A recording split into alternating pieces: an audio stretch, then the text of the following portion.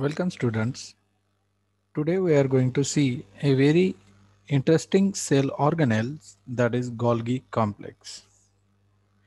Golgi complex is a organelle present into the cell for the finalizing a products which have been produced from the endoplasmic reticulum. For the knowledge, I just want to revise that endoplasmic reticulum is a organelle which has been attached to the nucleus and which has been differentiated into two types, that is a smooth endoplasmic reticulum and rough endoplasmic reticulum. The presence of ribosomes on the part of the endoplasmic reticulum makes it looks like a rough. That's why the part of a endoplasmic reticulum which has a ribosomes are called as a rough endoplasmic reticulum, and that part is basically involved into the synthesis of protein, and the part which is not having ribosomes decomposition is the part which is involved into the synthesis of lipid and carbohydrates.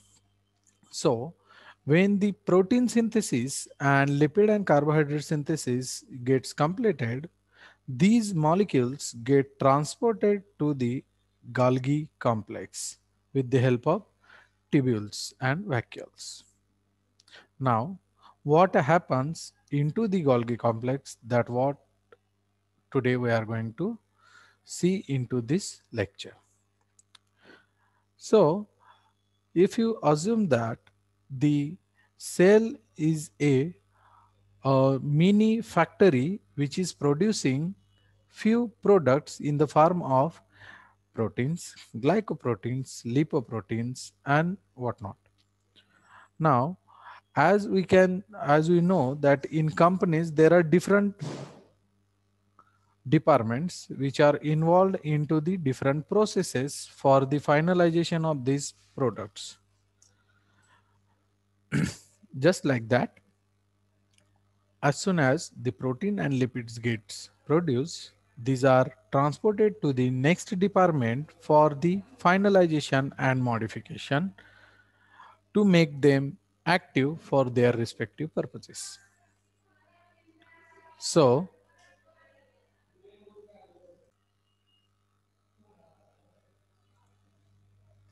so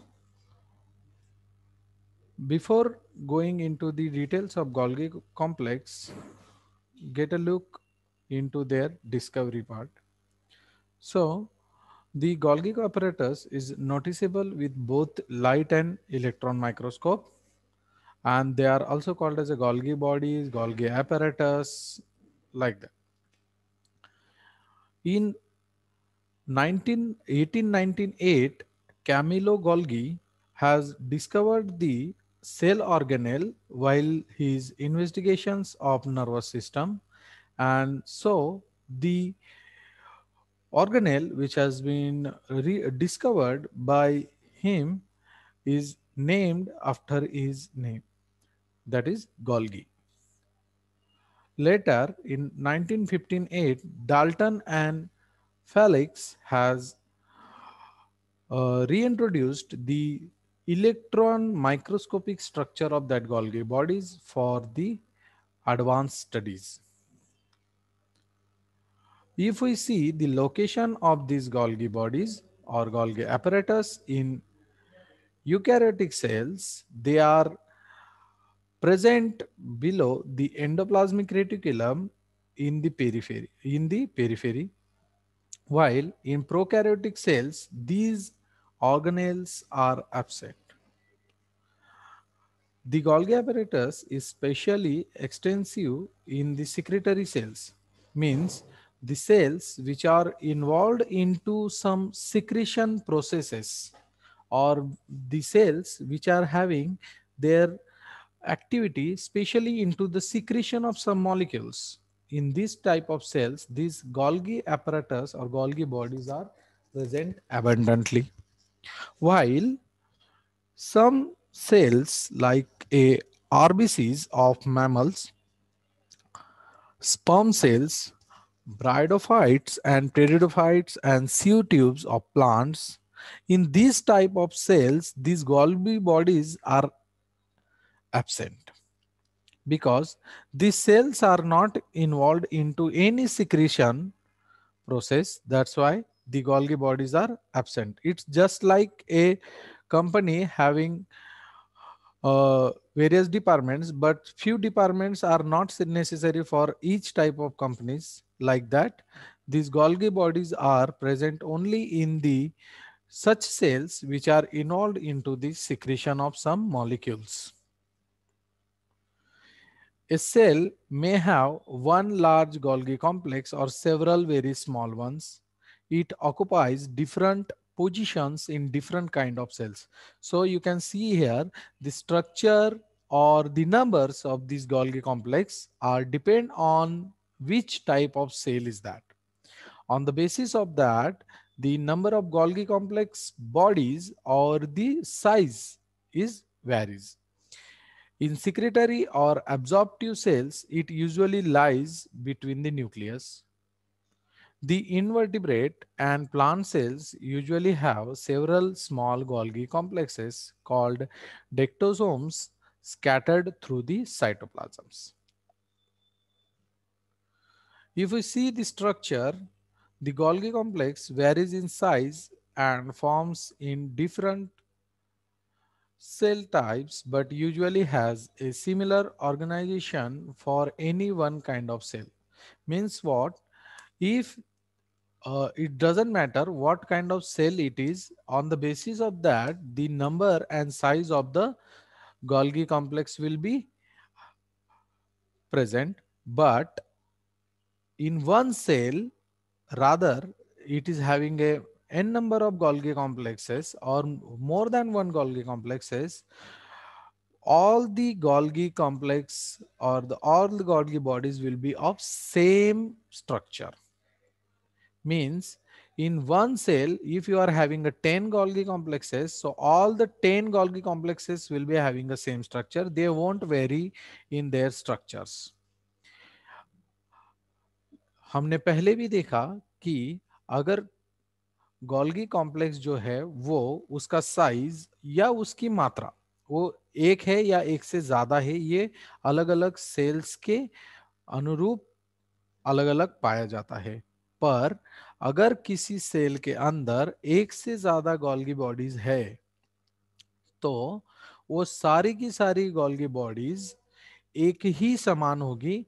एक cell के अंदर दो या दो एक से ज्यादा प्रकार की गोल्गी बॉडीज नहीं पाई जाती है।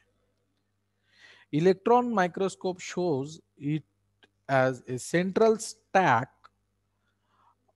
of parallel flattened intercommunicating sacs, जिनको हम सिस्टर्नी कहते हैं, जो हमने एंडोप्लाज्मिक रेटिकुलम के टाइम पे भी देखा।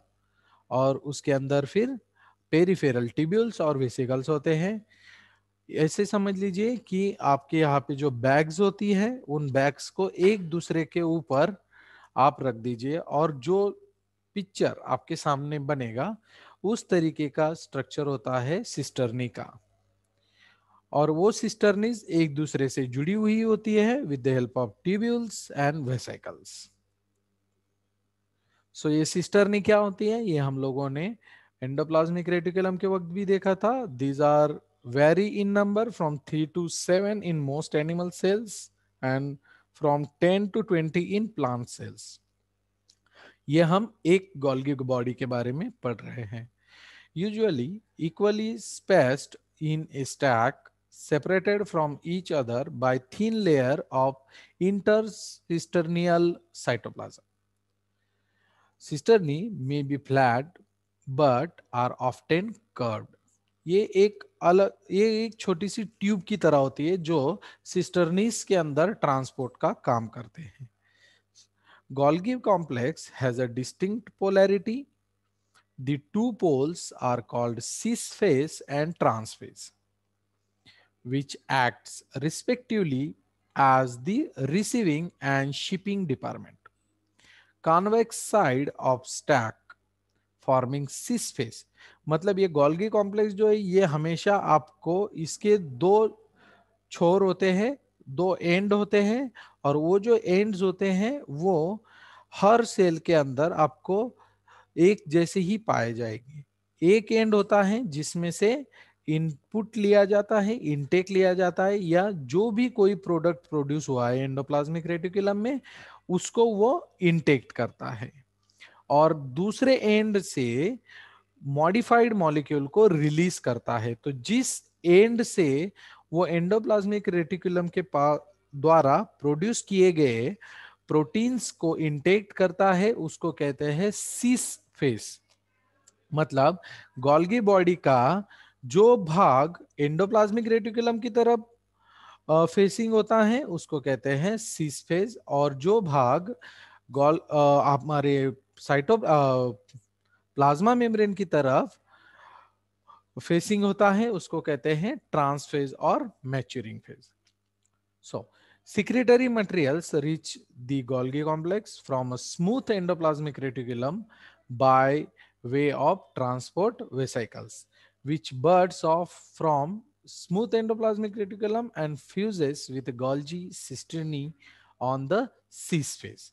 मतलब जो एंडोप्लाज्मिक रेटिकुलम में से हमारा पहले तो रफ एंडोप्लाज्मिक रेटिकुलम होता है और फिर उसके बाद में स्मूथ एंडोप्लाज्मिक रेटिकुलम होता है, और स्मूथ एंडोप्लाज्मिक रेटिकुलम में से जो हमारे अनमैच्योर और रॉ प्रोटीन्स प्रोड्यूस होते हैं वो प्रोटीन्स ट्रांसपोर्ट किए जाते हैं गोल्जी apparatus में from the cis phase with the help of vesicles produced by the smooth endoplasmic reticulum. From the trans phase, secretory vesicles arise that carries the processed material to their destination. और फिर एक Golgi apparatus के अंदर पूरे protein का या product का maturation हो जाता है, उसका मॉडिफिकेशन हो जाता है जैसे हमारे रिक्वायरमेंट है सेल के अंदर मेटाबॉलिक एक्टिविटी के लिए, और उसका कंप्लीट प्रोसेस होने के बाद ट्रांसफ्रेज में से with the help of vesicles उनको ट्रांसपोर्ट किया जाता है जहां पे उनकी जरूरत होती है। फिर उसमें हमारे दो मेजर जो पार्ट है गोल्जी एपरेटस के वो है ट्यूबुलिन्स और वेसिकल्स अदर देन सिस्टर्नीज। ये हमारे ट्रांसपोर्ट में काम आते हैं। So tubules are small round arised from the periphery of the cisternae. Some of these enlarged at their end to form vesicles. और ये वेसिकल्स जो मीन्स व्हाट कि tubulins and vesicles are generally produced for the transport, and the tubules are the tube like structures arised from the cisternal periphery. Cisternae का जो outer part होता है वहां से ये अराइज होते हैं। कुछ जो भी मॉलिक्यूल आया है with the help of vesicles ये उसको एनगल्प करते हैं, अंदर रिसीव करते हैं, और फिर वो वेसिकल रिलीज हो जाते हैं। और जो हमारे गोल्जी एपरेटस के वेसिकल्स है वो स्मूथ एंडोप्लाज्मिक रेटिकुलम के वेसिकल्स की तरह ही ट्रांसपोर्ट का काम करते हैं from the trans face. So vesicles और ट्यूब्यूल्स में एक फर्क समझ लीजिए। Tubules are the tube like structure, these are attached to the surface of the cisternae। ये अटैच्ड होते हैं, ये कहीं पे भी आपके नहीं जाते हैं। और वेसिकल्स जो है वो एक हॉलो बॉल की तरह आप समझ लीजिए, इसके अंदर कोई भी चीज पैक्ड होती है, और ये वेसिकल्स जो है वो फ्रीली साइटोप्लाज्म में मूव करते हैं, और वो एक लोकेशन से दूसरी लोकेशन पे हमारे प्रोटीन्स को या जो भी कोई प्रोडक्ट है उनको वो उनके स्पेसिफिक लोकेशन तक पहुंचाने का काम करते हैं। So this are that is the major difference between tubules and vesicles. ये बात आप हमेशा ध्यान में रखिएगा। सो यहाँ पे आप देख सकते हैं this is the structure of the Golgi complex. इसके अंदर आप इसको एक अगर आप इसको एक सैक समझ के चलिए, थैली समझ के चलिए, और उसका ओपनिंग फेस हमारी तरफ है, तो ये एक दूसरे के ऊपर ये सैक्स बने हुए हैं, और इन सैक्स के ऊपर ये जो ट्यूब लाइक स्ट्रक्चर एक दूसरे को अटैच्ड हो रहा है, these are nothing but your tubules. और ये जो बॉल्स की तरह हमें गेंद की तरह जो दिख रहे हैं, these are nothing but your vesicles. So these vesicles are involved into the transportation of these protein molecules from the end of Golgi apparatus.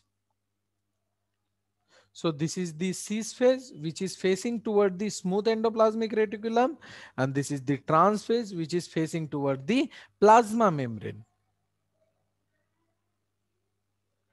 This is the electronic structure of the Golgi apparatus. Here you can see these are the Golgi apparatus and these are the lysosomes, which are where we are going to study in next lecture. यहाँ पे भी आप देख सकते हैं, this is the Golgi apparatus, this is the cis space, तो इसके ऊपर स्मूथ एंडोप्लाज्मिक रेटिकुलम होगा and this is the trans space. So here this side you will be having the plasma membrane. तो हम अब देखते हैं functions. So here is the list of main functions of the Golgi complex: the secretion, synthesis, sulfaction, apoptosis, phosphorylation, cell specific functions are the major functions of the Golgi complex. First, we will see the secretion. The Golgi apparatus involved in the many different cellular processes. Its principal role in cell is secretion. तो हम लोगों ने तो देखा ही, उसमें से सबसे main जो फंक्शन है वो है सिक्रीशन, मतलब कुछ मॉलिक्यूल्स को सिंथेसाइज करना. अब वो क्या है? So Golgi complex plays an important role in the synthesis of proteoglycans, which are molecules present in the extracellular matrix of animals. प्रोटियोग्लाइकेंस जो है वो हमारे या एनिमल्स के सेल्स के बाहर की साइड के मैट्रिक्स में प्रेजेंट होते हैं. और ये प्रोटियोग्लाइकेंस जो होते हैं ये बेसिकली जो शेप होता है एनिमल बॉडी को, उसको एक आकार देने का काम करने में ये प्रोटियोग्लाइकेंस हेल्प करते हैं.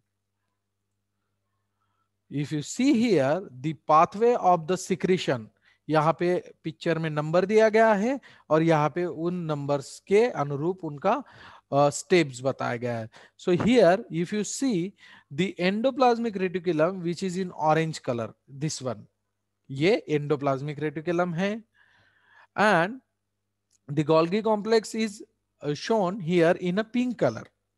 So if you see step by step, the number one is the nuclear membrane. Here you can see the nuclear membrane, and the 2 number is a nucleopore. So the mRNA synthesized into the nucleus will be transported through the nuclear membrane with the help of nuclear pores to the rough endoplasmic reticulum. And in rough endoplasmic reticulum, these mRNAs will be translated to produce a protein. These proteins will then transfer to the Golgi complex. Similarly, from the smooth endoplasmic reticulum, lipids or the carbohydrates will be transported to the Golgi complex. This is the cis phase. Number 9 you can see here. So this is the cis phase. और ये जो है ये pink ball, that is nothing but your vesicle. अब ये सीस phase में से हमारा प्रोटीन भी गोल्गी कॉम्प्लेक्स में आएगा एंड लिपिड और फैट्स और कार्बोहाइड्रेट जो प्रोड्यूस हुआ है इन स्मूथ एंडोप्लाज्मिक रेटिकुलम, वो भी हमारे सीस फेज के थ्रू ही गोल्गी कॉम्प्लेक्स में आएंगे. एंड देन उसका प्रोसेस होने के बाद में number 10 you can see here is the trans phase, and the border you can see here, just consider it as a plasma membrane. So towards the plasma membrane, with from the trans phase of the Golgi body, our finalized product will be released with the help of vesicle. और ये vesicle फिर उस cell के अंदर जहां कहीं उस molecule की जरूरत होगी वहां पे उसको वो ट्रांसपोर्ट करेगा. This is how the complete pathway is observed. Then next phase is the synthesis phase. In synthesis phase, what happens? The Golgi apparatus makes some modification into the products, and it synthesizes a new molecules, the combination of molecules, in which what happens? This includes the production of glucosamine glycans, a long unbranched polysaccharide which the Golgi then attached to the protein synthesized in the endoplasmic reticulum to form a proteoglycan. तो जो हम लोगों ने पढ़ा lipids या lipids या glyco lipids या carbohydrates जो हमारे स्मूथ एंडोप्लाज्मिक रेटिकुलम में प्रोड्यूस होते हैं और प्रोटीन्स जो हमारे रफ एंडोप्लाज्मिक रेटिकुलम में प्रोड्यूस होते हैं, इन दोनों का कॉम्बिनेशन करके ऑलिगोग्लूकोसामाइन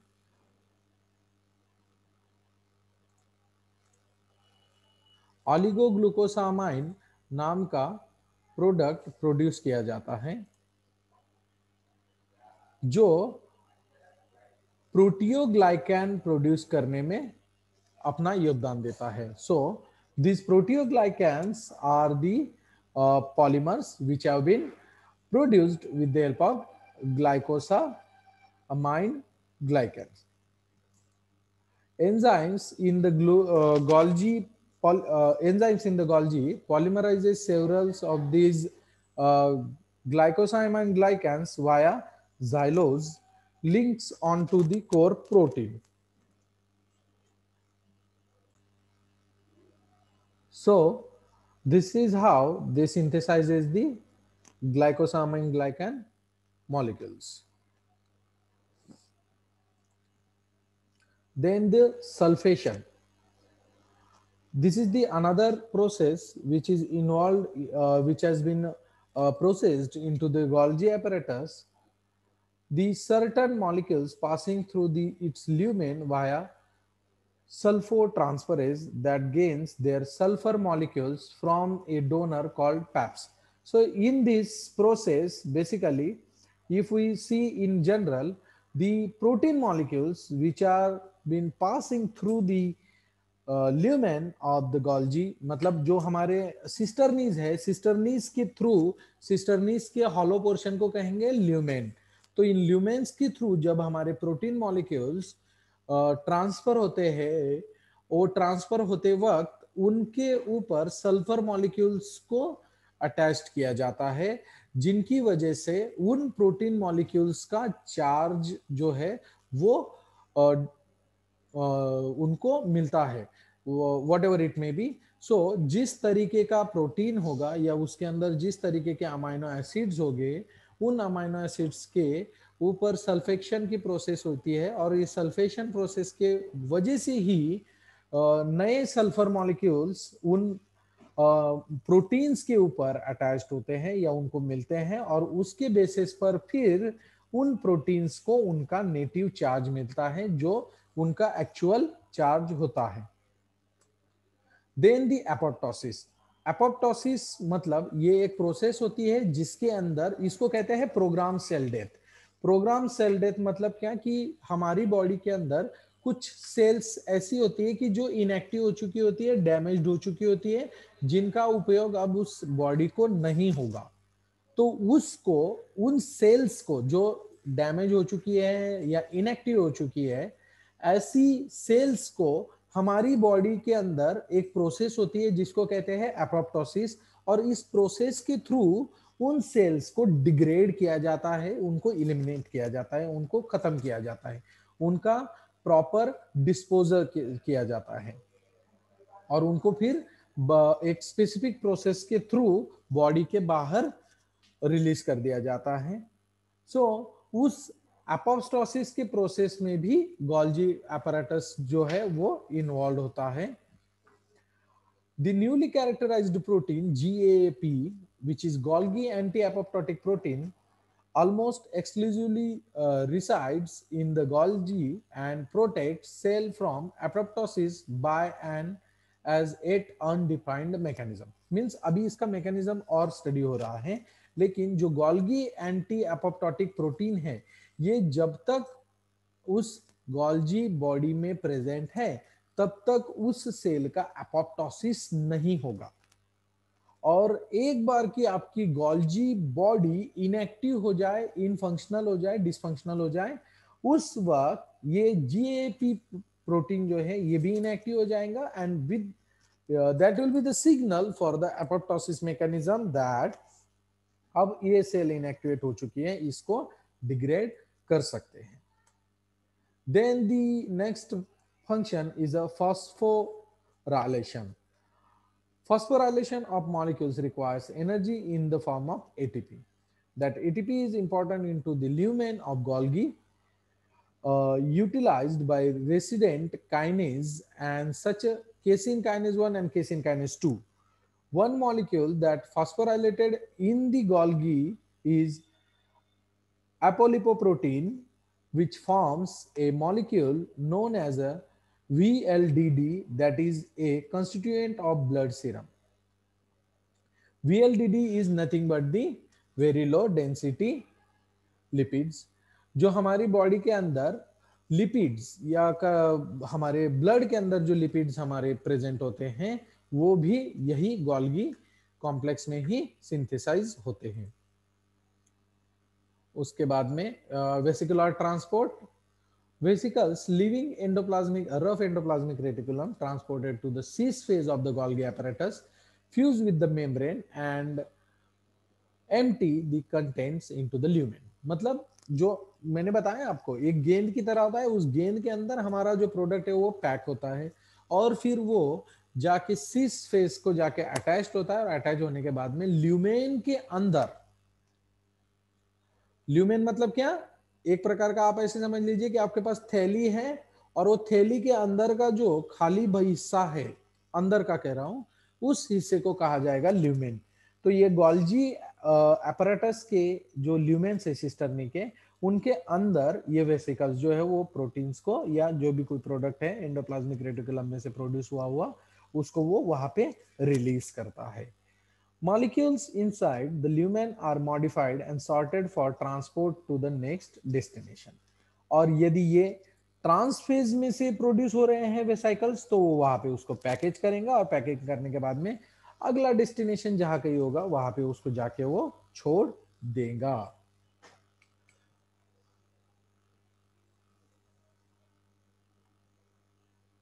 देन अगर हम सेल स्पेसिफिक फंक्शन की अगर बात करें, जैसे मैंने शुरुआत में ही कहा था कि हर एक प्रकार की सेल में, हर एक प्रकार की सेल में अलग अलग साइज के या अलग अलग नंबर्स में ये endoplasmic reticular Golgi complex present होता है। So why the size and number of the Golgi complex varies from different cells to cells, उसका भी एक कारण है, वो हम देखेंगे।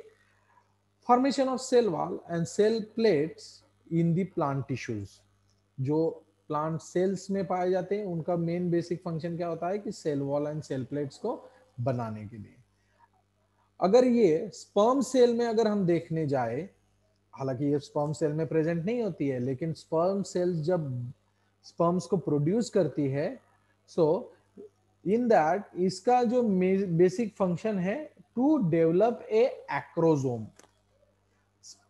ठीक है, स्पर्म सेल्स जो स्पर्म बनाने वाली सेल्स हैं उनके अंदर इनका फंक्शन क्या है कि जो स्पर्म होता है, स्पर्म के एक्रोजोम मतलब ऊपर का जो उसका टोपी की तरह का जो पोर्शन होता है उसको बनाने का काम ये गोल्गी कॉम्प्लेक्स करते हैं। पैंक्रियास के अंदर अगर हम देखने जाए तो एक्सोक्राइन सेल्स जो थे उनके अंदर जाइमोजेन नाम का प्रोडक्ट बनाने के लिए इसका उपयोग होता है। और लीवर में अगर हम देखने जाए तो secretion and transformation of lipids के लिए इनका उपयोग होता है। Similar secretory functions are carried out in a Bernal's gland cell, alveolar epithelium, Paneth cells, connective tissue as well as like that there are different cells, उसमें से कुछ sales के अंदर के हमने गोल्गी कॉम्प्लेक्स के फंक्शंस देखे। तो आज हमने क्या क्या देखा? सो Golgi apparatus is made up of a stack membrane bound stacks, एक के ऊपर एक जो सैक्स है उनको रखे हुए हैं और उनकी तरह उनसे स्ट्रक्चर बना हुआ है इस गोल्गी apparatus का. It receives most of the substances from the endoplasmic reticulum. It provides vesicles which carries secretion on the cell surface. जो कोई भी प्रोटीन्स बनते हैं मॉडिफाइड होते हैं उनको ये सॉर्ट करके अलग अलग लोकेशंस पे भेजने का काम करते हैं और वहां पे उनको रिलीज करते हैं with the help of vesicles. Basically, it functions as a post office where the proteins and lipids are taken, labeled and transported to the location within the body. जिस तरीके से पोस्ट ऑफिस के अंदर अलग अलग जगह से अलग अलग पोस्ट आते हैं, पार्सल्स आते हैं, उनको वहां पे सॉर्ट आउट किया जाता है. सॉर्ट आउट करने के बाद में उनको मॉडिफाई करके जहां कहीं उसका प्रॉपर रिक्वायरमेंट है उस जगह पे उसको ट्रांसपोर्ट करने का काम हमारा गोल्जी एपरेटस करता है. तो जिस तरीके से हम एंडोप्लाज्मिक रेटिकुलम और माइटोकॉन्ड्रिया को हमने देखा, माइटोकॉन्ड्रिया को हम power house of the cell कहते हैं, उसी तरह से हम हमारे गोल्गी एपरेटस को post office of the cell कह सकते हैं. Thank you.